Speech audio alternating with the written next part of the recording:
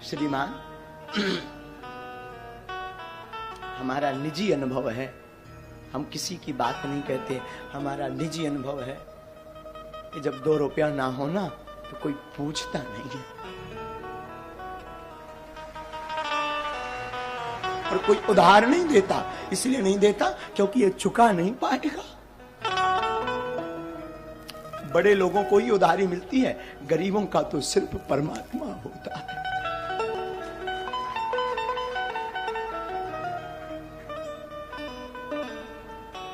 आचार्य महोदय, जब हम अपने गांव में रहा करते थे तो हम अपने गांव में भीख मांगते थे। 8 साल तक हमने भीख मांगी। और एक बार की घटना बहुत झंझोर थी, चूंकि पर वो रह नहीं पाते हम उसे कहे बिना। बचपन में हमारी अवस्था जब 9 साल की थी तो हमें वृंदावन जाना था पढ़ने के लिए। हमारे पिताजी कुछ करते नहीं थे, गांव के हम ब्राह्मण थे, तो भीख मांग करके हम अपना जीवन चलाते थे पूरे परिवार का। और वृंदावन जाने के लिए हमारे पास उस वक्त 1000 रुपए किराया ना रहे।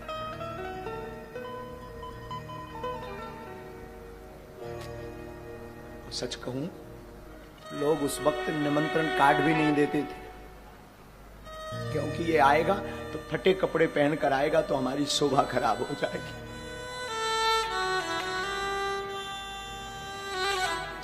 श्रीमान, 2000 रुपया किराया नहीं मिला था हमें वृंदावन जाने के लिए, क्योंकि लोग इसलिए नहीं देते थे क्योंकि ये चुका नहीं पाएंगे। हमारी माँ ने हमेशा इस दास को जीना सिखाया। माँ और हमारे गुरुदेव कहा करते थे, बेटा जगत साथ दे या ना दे, पर गोविंद के सहारे तुम डटे रहना, गोविंद सहारा जरूर देंगे। और आज हनुमान जी ने ऐसा हाथ पकड़ा, आज हनुमान जी ने ऐसा हाथ पकड़ा कि जो लोग कल किराया नहीं देते थे वही लोग आज टोकन लेने की लाइन में खड़े 6-6 महीना। और बड़ी बात, जिस वृंदावन में हमें कथा सीखने जाना था उसी वृंदावन में हनुमान जी ने बास दे दिया, आश्रम बनवाना शुरू कर दिया। मैं व्यासपीठ से प्रार्थना करूं, तुम बड़े आदमी के घर पर जा पाना या मत जा पाना, पर जिसका कोई ना हो, अगर उसके घर पर दिवाली हो, महोत्सव हो, शादी हो, दुख हो, तो मेरी प्रार्थना है उसके घर तुम जरूर जाना। और आसपास उनकी सहायता जरूर करना जिनका कोई ना हो, क्योंकि बड़े आदमियों के तो हजारों रिश्ते होते हैं, 50 लोग सिंपैथी दिखाते हैं, भावनाएं अपनी प्रस्तुत करते हैं, पर गरीब के सामने ना कोई भावनाएं प्रस्तुत करता है ना भाव दिखाता है। गरीब के सामने तो सिर्फ गोविंद रहता है। पर तुम गोविंद बनने का नहीं सही, पर गोविंद का दास बनने का प्रयास करना, क्योंकि गरीबी बड़ी विचित्र होती। साधु जिसने देखी वही जानता है। जब तक फटे न पाऊं बीमारी का जाने, पीर पर आए। वो अंधेरी रातें, वो अकेलापन, वो लोगों की अवहेलनाएं, बड़े लोगों का लड़का अनार कर दे तो वो बड़े हैं, छोटों का कर दे तो अपराध है, छोटों का करे तो अपराध है।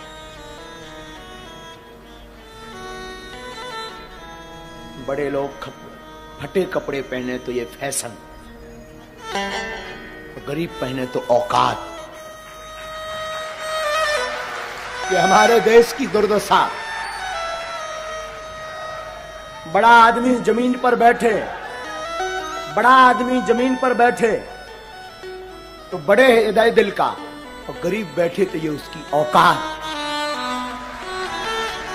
द्विपक्षीय हमारा देश है, द्विपक्षीय, तो द्विपक्षीय हमारा देश है। इसलिए बागेश्वर धाम की व्यासपीठ को हमने इसीलिए सिर्फ और सिर्फ उनके लिए खोल रखा जिसका कोई नहीं है।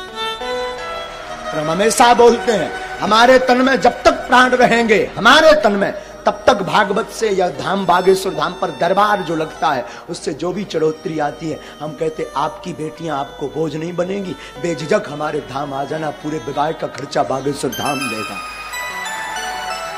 तो कोई सहारा दे या ना दे, तुम आ जाना बेझिझक। तुम्हारे हनुमान जी बाप का घर है बागेश्वर धाम, बेझिझक आना। इसलिए हमारी लोगों को भले ही बुरा लगता हमारा स्वभाव, कई लोगों को, इसलिए चाहे बड़ा आवे चाहे छोटा, लोगों को लगता हो, भगवान जाने, कई लोग बुरा भी मानते, चाहे बड़ा आवे चाहे छोटा, हमारी नजर में सब हनुमान जी के भगत हैं। हमें ना बड़ा है ना छोटा, क्योंकि ना दक्षिणा लेते हैं तो हमारे लिए ना कोई बड़ा है। जिसे दक्षिणा चाहिए हो, जिसे यश चाहिए हो, जिसे पद चाहिए हो, उसके लिए बड़ा छोटा। हमें तो एक ही पद चाहिए, एक ही दक्षिणा चाहिए, एक ही नाम चाहिए, वो हनुमान नाम रूपी चाहिए। फिर क्या मतलब बड़ा या छोटा। इसलिए कथा भी हम हमेशा अपने हनुमान जी को सुनाते हैं और बोल देते तुम्हारी क्षमता हो तो बैठो, नहीं तो भग जाओ, नो वेलकम। हमारी कथा आपके लिए नहीं है, अपने बाप हनुमान जी के लिए है। तुम सुनो या ना सुनो, मेरा बाप तो मुस्कुराता सुन रहा ना,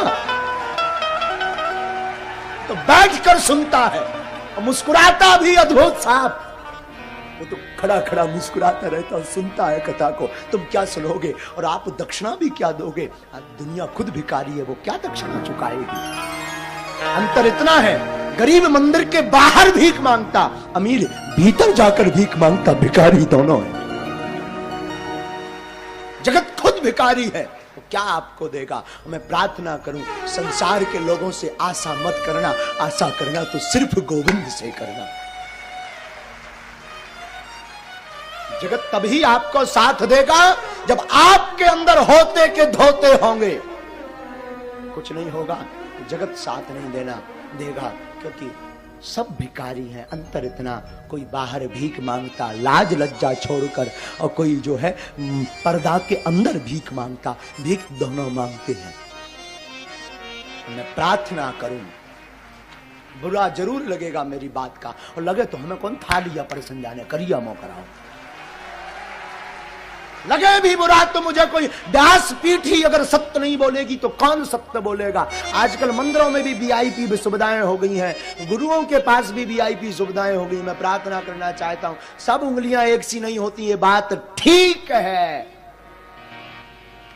पर उनके लिए जरूर कुछ बनो जिनका कोई नहीं, जो 2 रुपया चढ़ा नहीं सकते, उनका जरूर बनो, उनका जरूर बनो। एक घड़ी बड़े आदमी का, प्रतिष्ठित आदमी का आप निमता छोड़ देना, उसको सहयोग देना छोड़ देना, उसके साथ खड़े होना छोड़ देना। पर मैं प्रार्थना करूं, I request all of you, उस गरीब का साथ देना मत छोड़ना जिसका कोई ना हो।